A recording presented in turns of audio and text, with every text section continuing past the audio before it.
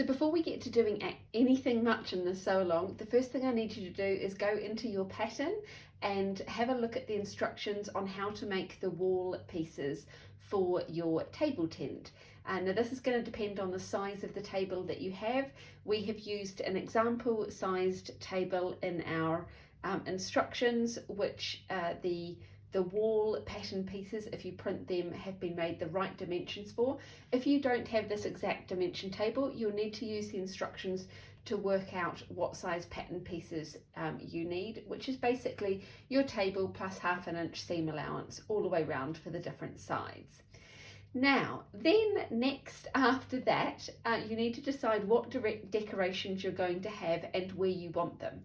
So what I recommend you do for that is to print the pattern pieces for the decorations you think you're going to use, and there's a handy guide in the pattern for what pages you will need to print, and then lay them out on your wall pieces so that you can decide, your table might be bigger, it might be smaller, it might be square, it might be rectangle, it might be circular or oval, and you want to decide what pieces you want to go where, because that's going to determine what pattern pieces you're then going to need to cut out. And I recommend you lay out your wall pieces and physically put the paper pattern pieces on top so that you can decide what design you want. You might go with the kind of design that we've put in the pattern, or you might do something completely different. This pattern, your imagination is the only limit. You could make it a castle, a fire station, I don't know, a cottage, a gingerbread house. There's all sorts of things you could do and make it however you would want it. Then when you've decided what pieces you are going to use, then we're going to carry on with these videos and I'm going to show you step by step how to make your table tent. So once you've decided the pieces that you're going to use, you want to separate them into 2 piles. Firstly, the ones that are called fabric detail, in fact 3 piles. Fabric detail pieces, which is all of these ones you can see here on the screen, plus many more depending on which features you're deciding to do. Then your second pile will be the window panes. These are optional and you cut them out of a clear vinyl or plastic or fabric that's see-through of some sort. If you do not have clear vinyl, you can skip these entirely and just have holes that the kids can put their hands through and peek their little noses through and things instead of the clear vinyl. And then the third is everything that says it has a 1/2 inch seam allowance. So that's where it will say fabric cut 1, lining cut 1. It may say interfacing on the fridge doors. But all of the ones that have 1/2 inch seam allowance put in one pile, and everything that says detail fabric no seam allowance put in a different pile, and then put the window pane pieces aside.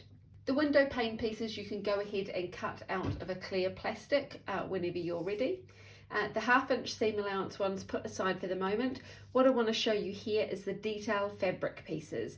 These are all of these little detail bits, and you'll see here I have got myself some double-sided interfacing. It's got lots of names. I'm using Heat and Bond, but there's lots of different brands depending on what country you're in. And what this is interfacing, but it's 2-sided, so it basically glues the fabric together once you've pressed it on.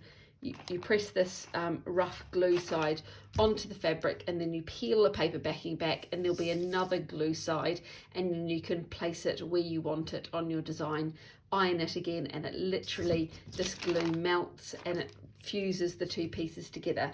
It may also be called fusible web. Now there's a few different names for it that we've given in the pattern, so you can look in the supplies and see what it might be called in your country if you haven't seen this before. Alternatively, if you don't have this, you can cut these pieces out directly on your fabric, and you can either just stitch them on, or you can use a fabric glue. That's an alternative. There are some great, especially spray fabric glues, which work, some brands work just as well as this. I just prefer this particular method of doing it, or you can use nothing at all and just stitch it on. So I'm going to show you how to do this using a fusible web interfacing. This is a double-sided interfacing. If you are following along but you're gluing them, you're going to do exactly the same thing. You're just cutting them out directly on the fabric, and ditto for if you're just stitching. So What you want to do is place all of the different pattern pieces underneath this here, and then you're going to trace around, and you can see I have literally traced a whole lot of different pieces, and I have then scribbled on each of them what they are. So this here is the cake icing layer 2, that's cake icing layer 1, this is the milk carton, this is the egg carton, we need 2 of those, that's the pie tin, that's bread, a pot.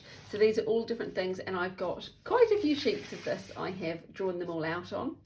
Once you've done that, then cut roughly around each piece. So we are not cutting close to it, we are cutting roughly around so that we can then put them into piles of the different fabric colours that we want to use.